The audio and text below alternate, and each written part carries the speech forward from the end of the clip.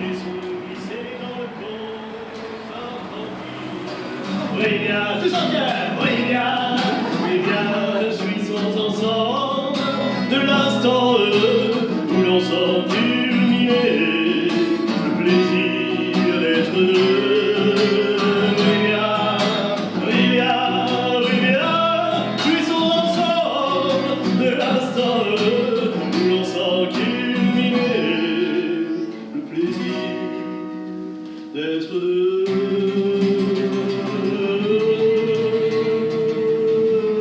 Là, c'est le moment visuel où tout le monde regarde ne pas être avec un guitariste, mais c'est visuel.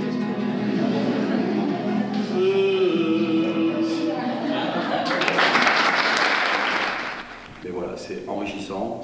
Ça n'est pas la rentrée que pour les écoliers, le bijou aussi rouvre ses portes en ce début de mois de septembre. Nous sommes allés à la rencontre de Pascal Chauvet, qui a succédé il y a quelques mois à Philippe Pagès en reprenant la direction de l'établissement. Alors on peut commencer par faire le bilan de l'année précédente qui s'est faite pour en grande partie sans Philippe Pagès. Alors qu'est-ce que ça a donné ? Ça a libéré une place dans le bureau. Philippe prenait beaucoup de place dans le bureau. On s'est organisé. Ça n'a pas été facile au départ parce que c'est quand il est parti qu'on s'est aperçu qu'il faisait encore beaucoup de choses. Alors il nous avait montré où étaient rangées les petites cuillères, comment tout fonctionnait, mais quand on se retrouve au moment où il faut tout faire soi-même, voilà, on met le bleu de travail, on s'y met. Après c'est honnêtement que du plaisir, accueillir des artistes, faire le lien avec les clients. Enfin, c'est vraiment beaucoup de bons moments, principalement. Ne me traitez pas de chanteur, ça me provoque des coliques, de l'eczéma, des cœur, des gros boutons et d'autres tas de réactions allergiques. Ne me traitez pas de chanteur, si je vous suis antipathique, traitez-moi de con à la rigueur, ça me rend moins mélancolique.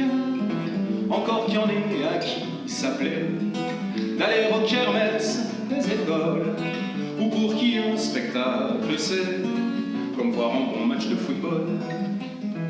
Au prix où se vend Lady Gaga, le public en veut pour son fric, ce qui est encore trop cher, d'après moi, pour voir une blonde faire sa gymnastique. Et qu'est-ce que tu as à nous dire sur la programmation de cette saison, enfin de ce début de saison en tout cas ? Alors la programmation de ce début de saison, elle est variée. Alors ça reste un lieu axé sur la chanson. À côté de ça, on varie de temps en temps les plaisirs. Un peu de musique du monde, un peu de jazz, un peu de chansons parlées, comme on dit. Parce que j'aime pas dire slam, parce que ça a des connotations différentes, mais de chansons parlées. Et puis aussi, dans la programmation, il y a tout un travail avec notamment les associations locales, du quartier.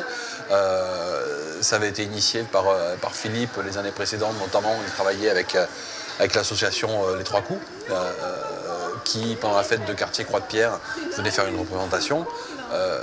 On l'a initié aussi en travaillant avec le collège Maurice Bécane, juste derrière le bijou, ou avec l'école élémentaire de la même façon. On met une pierre de plus à l'édifice cette année en accueillant mercredi 11 septembre une association qui donne des cours de tango rue Lafage, juste à côté. Et on fait un apéro tango le mercredi soir. Alors, je ne sais pas encore tout à fait ce que ça va donner, mais on va pousser les tables, on va danser. Ça fait longtemps qu'on n'a pas dansé au bijou. On va profiter de musique qu'on n'a pas automatiquement l'habitude d'entendre. Enfin voilà, ça va être un moment convivial pour le quartier, pour ses acteurs, pour ses habitants. On espère qu'il y a du monde qui viendra participer avec nous. Il y a aussi quelque chose de quotidien qui se met en place cette année, et c'est un travail sur les horaires. Ouais, on a décidé de commencer à ouvrir à 7h du matin. Enfin voilà, 7h le matin on est là. Pour le petit café du matin, pour celui qui se lève, il voit qu'il fait nuit au fin fond de l'hiver, il verra une lumière bleue et rouge, c'est l'enseigne du bijou qui est allumée, qui lui proposera un café. D'ailleurs, de 7h à 9h, le café est à 1 €. Ça fait un compte rond, c'est facile. Voilà, tout un chacun qui va prendre son bus, sa voiture, son vélo, bientôt son tramway d'ici quelques mois. Mais il pourra prendre un café avant de partir travailler. Et en prendra aussi en revenant, mais enfin là c'est une autre histoire. En ce qui concerne la politique tarifaire de l'établissement, Oui, alors effectivement, jusqu'à maintenant, il y avait les concerts découvertes où le tarif était à 12 € et 10 €, les tarifs d'artistes confirmés où on allait jusqu'à 15 € et 12 €. On a décidé cette année, en période on va dire troublée, que le tarif à 15 € disparaîtrait, quel que soit l'artiste. Le maximum qu'on puisse payer pour entrer dans la salle pour voir un artiste, c'est 12 €. Après, le tarif réduit il reste à 10. On a toujours la carte découverte qui existe pour 24 €. On peut accéder à 4 concerts différents, ce qui ramène à 6 € le concert. Et on lance cette année une carte d'adhésion, finalement, une adhésion à l'association Les Azous du Bijou qui gère la salle. Cette carte, elle permet d'accéder au concert à 5 €. Elle permet d'être invité à 2 concerts différents dans l'année, de participer à certains événements qui sont normalement fermés au public. Par contre, c'est une adhésion, donc c'est à prix libre, c'est au minimum 50 €, mais la contrepartie, c'est l'État qui la donne, puisqu'on a droit à un crédit d'impôt de 2/3 de ce qu'on a versé. Donc, pour prendre un exemple facile, puisque je ne suis pas très fort en maths, pour 100 €, ça fait 66 € d'avantage d'impôt, donc ça coûte en vrai 34 €. Voilà.